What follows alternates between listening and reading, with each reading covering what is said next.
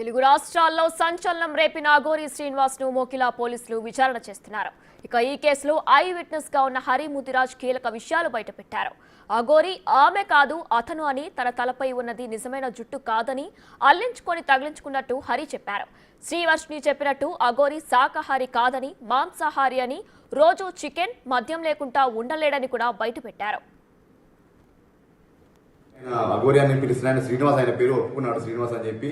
ముందు కూడా చాలా వేరే వాళ్ళకు కూడా చాలా పూజలు చేస్తామని చెప్పి అమౌంట్ తీసుకొని ఇదే విధంగా కొనసాగడం జరుగుతుంది ఆయన. అయితే ఇప్పుడు ఆయనని మనము పొద్దుటూరు పదిలోని ప్రగతి రిసార్ట్లో ఒక లేడీ దగ్గర, సినిమా ప్రొడ్యూసర్ దగ్గర, నీకు నీ సినిమాలు బాగా ఆడాలంటే నీకు మంచి పూజలు చేయాలని చెప్పి 5 లక్షలు తీసుకోవడం జరిగింది. ఆమెని ఉజ్జయిని తీసుకెళ్లి నగ్న పూజలు చేపించి మళ్ళీ తీసుకొచ్చిన తర్వాత ఇక్కడ పొద్దుటూరు ఫామ్ హౌస్ వస్తుంటే మధ్యలో మన చిన్నమంగళారం ప్రజలు కూడా ఆమెకు 20,000 50,000 కాలు మొక్కి నీళ్లు పోసి మంచిగా పూజలు చేసి చిన్నమంగళం కూడా డబ్బులు ఇచ్చారు. ఇచ్చిన తర్వాత 2 లక్షల దాకా ఇచ్చారు.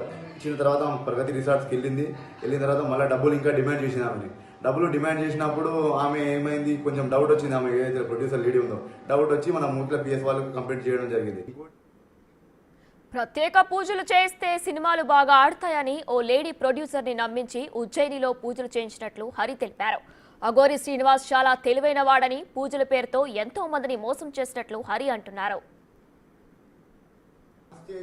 ఆమె అకౌంట్ అన్ని నిలబెట్టుకుంది. ఆమె చాలా తెలివిపరులు. ఆమె కాదు, అతడు ఆయన శ్రీనివాస్ చాలా తెలివిపరుడు. ఆయన ఏంటంటే ఆయన అకౌంట్లో పెట్టుకునే డబ్బులు ఆయన అకౌంట్లోకి రాగానే వేరే అకౌంట్లోకి ట్రాన్స్ఫర్ చేస్తాడు. అది ఎవరి అకౌంట్లోకి ట్రాన్స్ఫర్ చేస్తున్నాడా అంతే ఇప్పుడు ఎంక్వైరీ జరుగుతున్నది. పోలీస్ వాళ్ళు తదుపరి మనకు తెలుస్తుంది. మనకు ఇప్పుడు అఘోరి అలియాస్ శ్రీనివాస్ ఆయన రోజు ఒక కాటన్ బీలు, 4 కిలోల చికెన్, అది కూడా చికెన్ కర్రీ కాదు, ఆయనకు ఫ్రై చికెన్ కావాలి. 4 కిలోల చికెన్ రేజు కంపల్సరీ లైట్ బీలు, కాటన్ బీలు తాగుతాడు. ఆయనే ఒప్పుకున్నాడు, తాగుతాను నేను తింటానని చెప్పి ఒప్పుకున్నాడు ప్రత్యక్షంగా. అంటే మీరు అడిగారా? అడిగాను. ఏమడిగారు? ఏంది మీరు మాంసం తింటారంట, ఏది తింటారంట, వేరే వాళ్ళు మాకు చెప్పి ఇట్లా కాటన్ బీలు తాగుతారంట, మీరు చికెన్ తింటారా అంటే అవును తిన్నానండి అని ఒప్పుకున్నాడు. ఇప్పుడు శ్రీవర్షిని మరి అలా చెప్తుంది, మీరు ప్రత్యక్షంగా అడిగారని చెప్తున్నారు కదా? నేను ప్రత్యక్షంగా అడిగాను.